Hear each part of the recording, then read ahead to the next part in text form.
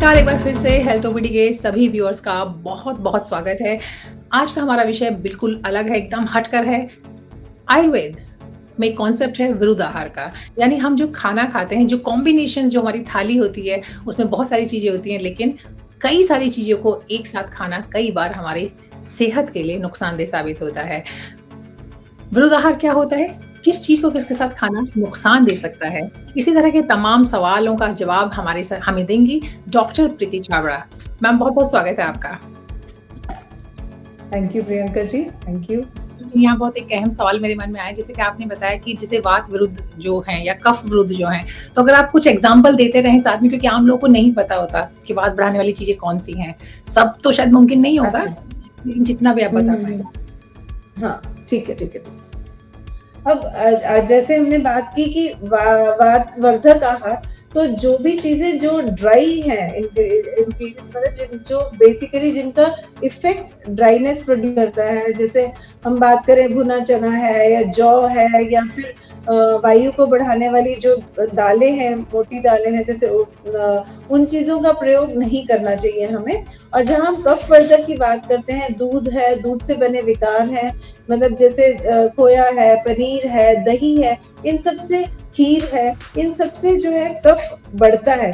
तो जो व्यक्ति ऐसे कामों में इन्वॉल्व्ड हैं, जहाँ पे वायु की सामान्यतः वृद्धि होती है, जैसे बहुत चलने का काम है या भाग-दौड़ का काम है, उनको जो कफ को बढ़ाने वाली चीज़ें हैं, वो ग्रहण करनी चाहिए, उनको कंज़्यूम करना चाहिए। और जो व्यक्ति बिल्कुल आलस की तरह पड़े हुए हैं, बिल्कुल हिल-जुल नहीं है, सिर्फ़ बैठ के काम करना है, डेस्क वर्क है या कफ प्रकृति के लोग हैं, उनको ऐसी चीज़ें लेनी चाहिए जिनसे वायु बढ़ती है। जिससे कि उनके दोष जो हैं, उनका जो बॉडी का जो कंडीशन है और जो फूड आर्टिकल्स हैं, वो एंटागोनिस्ट हों और वो दोषों को बढ़ाएँ नहीं, उनको प्रकोपित ना करें, ताकि रोग जो है उत्पत्ति वो कम से कम हो। तो इस तरह से इन सब जो विरोधाभास चीज़ों का हमें त्याग करना चाहिए और किस द्रव्य को किसके बाद लेना है, वो भी बहुत इम्पोर्टेंट है। जैसे जो लोग पोर्क लेते हैं, सूअर का मांस लेते हैं, उनको उसके बाद वो ऑलरेडी बहुत उष्ण होता है, बहुत गर्म होता है, तो उसके बाद गर्म पानी नहीं लेना चाहिए। कोई भी ऐसी चीज़ें जो कि शरीर में उष्णता प्रोड्यूस करे या उष्णता इंक्रीज़ करे, गर्मी बढ़ाए, वो सब चीज़ों का प्रयोग नहीं करना चाहिए। और इसी तरह से उपचार विरुद्ध की बात करते हैं, जैसे हम सामान्यतः भी हम लोग घर में भी ये फ़ॉलो करते हैं कि कोई भी घी की चीज़ खा रहे हो तो उसके ऊपर पानी नहीं पीना चाहिए। जिससे कि वो जो घी है एकदम जो है अंदर जाके जमे नहीं और उसका डाइजेशन प्रॉपर हो।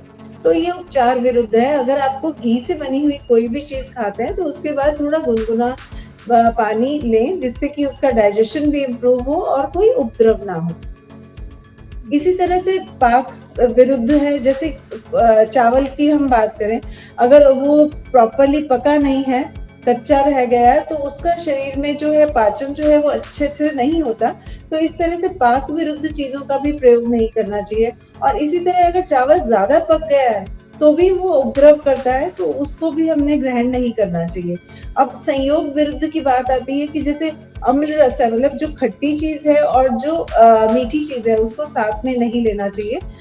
खट्टी और मीठी चीज़ में यहाँ मतलब रस विरुद्ध जब हम बात करते हैं या संयोग विरुद्ध बात करते हैं, तो दूध को और किसी भी अम्ल चीज़ को, मतलब खट्टी चीज़ को, दूध जैसे मधुर रस है और जो कोई भी नींबू है वो अम्ल रस है, तो इस तरह से मधुर रस को अम्ल रस के साथ, दूध को किसी भी खट्टी चीज़ के साथ नहीं लेना चाहिए। तो इस तरह से बहुत सारा डिटेल्ड डिस्क्रिप्शन है विरुद्ध आहार का आयुर्वेद में, जिसको अगर हम फॉलो करें रिलिजियसली, तो हम बहुत सारी प्रॉब्लम्स को ग्राउंड लेवल पे ही उनको हैंडकफ कर सकते हैं, उनको कंट्रोल कर सकते हैं और यह सुनिश्चित कर सकते हैं कि हम स्वस्थ रहें। जी, बहुत बढ़िया, बहुत ही अच्छी जानकारी आपने हमें दी है, लेकिन फिर भी मुझे कुछ चीज़ें मैं आपसे और जानना चाहूँगी। जैसे कि कहा जाता है कि दूध के साथ फल, जो आपने अभी ज़िक्र भी किया, ख़ासकर से हम लोग आजकल शेक का बहुत चलन है।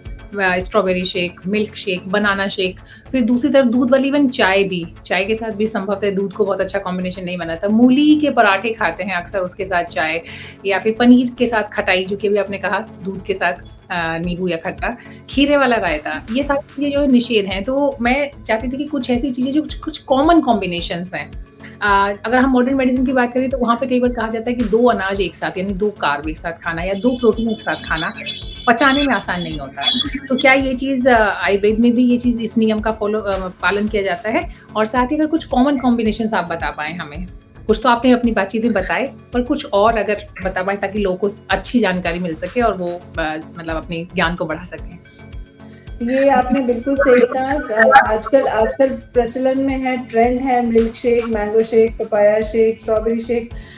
These are not healthy combinations और ये कभी भी हम लोग रिकमेंड नहीं करते, रादर डिस्करेज करते हैं बिकॉज़ ये बहुत सारी प्रॉब्लम्स को जन्म देते हैं। हमारे डाइजेस्टिव सिस्टम में कुछ एंजाइम्स होते हैं जो कि ट्रिगर होता है, जिनका सिक्रीशन जैसे ही हम कुछ भी खाना खाते हैं, तो एक बहुत हमारी बॉडी में बहुत अच्छे सेंसर्स हैं कि अगर फैट ज़्यादा है तो फैट डाइजेस्टिव एंजाइम्स वहीं से सिक्रीट हो जाएँगे और हमारे जो मुँह से ही हमारे जो ओरल कैविटी है वहीं से ही डाइजेशन शुरू हो जाता है। टाइलिन एक एंजाइम है जो सिक्रीट होता है सबसे पहले और जिसके साथ हमारा जो सलाइवा जो है मिक्स होके फूड के साथ उसको डाइजेशन वहीं से ही प्रारंभ हो जाता है। तो जब हम ऐसी जो विरुद्ध कॉम्बिनेशंस अगर हम लेते हैं तो हमारा जो सिस्टम है वो कंफ्यूज होता है कि हम कौन सा एंजाइम पहले सिक्रीट करें और कौन सा बाद में और किस तरह से उसको डाइजेस्ट करें। ये आम भाषा में मैं समझाना चाहूँगी। तो इट्स बेटर कि आप एक ही अनाज और एक दूध लें या फ्रूट लें एक ही टाइम पे। इनका ये कॉम्बिनेशन अनहेल्दी है और जो ये कांसेप्ट है कि मल्टीग्रेन सब आटे मिक्स करके खाना वो भी एक हेल्दी कांसेप्ट नहीं है बिकॉज़ हमारी बॉडी में ऐसे एंजाइम्स नहीं हैं जो इन सभी जो अन्न है उनके सभी प्रोटीन्स को साइमल्टेनियसली डाइजेस्ट कर सके। कुछ ना कुछ अनडाइजेस्टेड या हाइपोडाइजेस्टेड मतलब कम डाइजेशन होके ही बाहर निकलता है या फिर वो इंटेस्टाइन्स में जाके कुछ उपद्रव भी कुछ कॉम्प्लिकेशंस भी क्रिएट कर सकता है। तो अगर आप मिलेट्स लेना चाहते हैं तो वो कोई एक मिलेट एक टाइम पे लें। हम अगर अपने कल्चरल प्रैक्टिसेस में भी देखें तो हमने कभी भी 2-3 अनाज मिक्स करके हमारे ग्रैंड पेरेंट्स या फोरफादर्स कभी भी ऐसा नहीं करते थे। They always used to consume one thing at a time. तो हमें भी इसी तरह को ट्रेडिशनल और जो कंसेप्चुअल है, उसी चीज़ को फ़ॉलो करना चाहिए कि एक ग्रेन एक टाइम पे लें। Of course change in grains is recommended और वो सीज़न के अकॉर्डिंग आपकी डाइजेशन कैपेसिटी के अकॉर्डिंग रिकमेंडेड है। बट बहुत सारी चीज़ों को इकट्ठा करके लेना जो है, वो कभी भी अच्छा नहीं होता। जी, बहुत बढ़िया। बहुत ही सारी जानकारी आपने हमारे साथ शेयर की है और फिर भी मुझे लगता है अगर कोई ऐसी रूटीन में हम लोग जैसे कुछ चीज़ तो मैंने भी ज़िक्र किया था, बहुत सारी चीज़ें आपने भी बताई हैं। कोई और इम्पोर्टेंट चीज़ रही हो अगर आप जो कि लगता है कि हम लोग की बहुत ही गलत प्रैक्टिस है आम परिवारों में। मैं जो जानकार हैं उनकी बात नहीं कर रही हूँ लेकिन आम परिवारों में तो वो भी अगर आप बताएँ तो ये सेशन और भी ज़्यादा लाभकारी साबित होगा। आजकल बहुत ज़्यादा प्रचलन है फ़ास्ट फूड का, जंक फूड का एंड मैं सभी युवाओं को ये बताना चाहूँगी कि junk food is what? Junk is what? Junk means कूड़ा which you throw out of the house and you are putting into the digestive system. आप एक चैलेंज पोज़ कर रहे हो अपने डाइजेस्टिव सिस्टम को रोज़ क्योंकि इतना ज़्यादा मैदा कंज़म्पशन हो गया है कि हमारा जो लिवर है, वो बिना अल्कोहल इंटेक के भी उसका भट्ठा बैठ रहा है। तो हमें ये ध्यान रखना चाहिए कि हमें क्या चीज़ कब कितनी लेनी चाहिए। आप बहुत सोच समझ के जो भी आप अंदर अब ग्रहण करते हैं, उसको उसके जो गुण विवेचना बहुत ज़रूरी है। Eat with I always tell my patients also कि eat with your brain not with your tongue. आप पहले जो भी आपके पास आहार आया है, उसका विश्लेषण कीजिए। उसमें देखिए कि उसकी न्यूट्रिटिव वैल्यू क्या है, how is it going to benefit your system and if not I think you should shun that particular food. अगर उसकी न्यूट्रिटिव वैल्यू नहीं है और आपके शरीर पे उसका कुछ लाभ नहीं है, तो आप उसको बिल्कुल अपने जीवन से बाहर निकाल फेंकें बिकॉज़ शरीर के स्वास्थ्य का रक्षण जो है वो आपके हाथ में है। आहार किस तरह से लेना है और क्या लेना है ये आपके हाथ में है। ये कोई डॉक्टर, कोई साइंस आपको बता सकती है बट उसको प्रैक्टिस आपको करना है। और आयुर्वेद में जो किसी भी बीमारी को एड्रेस करने के 3 आयाम हैं, आहार, विहार और औषध। मैं सभी को ये कहना चाहूँगी कि आहार और विहार, डाइट और lifestyle is in your hands. हमारे पास सिर्फ 33% काम होता है आपके लिए जो हम आपको एफर्ट्स दे सकते हैं अपने। You have to take care of your 66%। then only we can get 100% relief in your, we can give you 100% relief for your problems. जी, बिल्कुल। अ, मुझे पूरी उम्मीद है कि जो भी लोग इस वीडियो को देख रहे हैं, उन्हें ये पूरा इस वीडियो को देखें और अपने जानने वालों के साथ भी शेयर ज़रूर करें। ऐसा टॉपिक है जिसमें कि जैसे मैम ने बताया कि बहुत सारी चीज़ें ऑलरेडी प्रैक्टिस में है, लेकिन लोग जानते नहीं हैं और जिनको प्रैक्टिस में जो नहीं है, वो उनको बहुत सारे हेल्थ इश्यूज़ होते हैं, बहुत सारी सेहत से जुड़ी समस्याएँ होती हैं।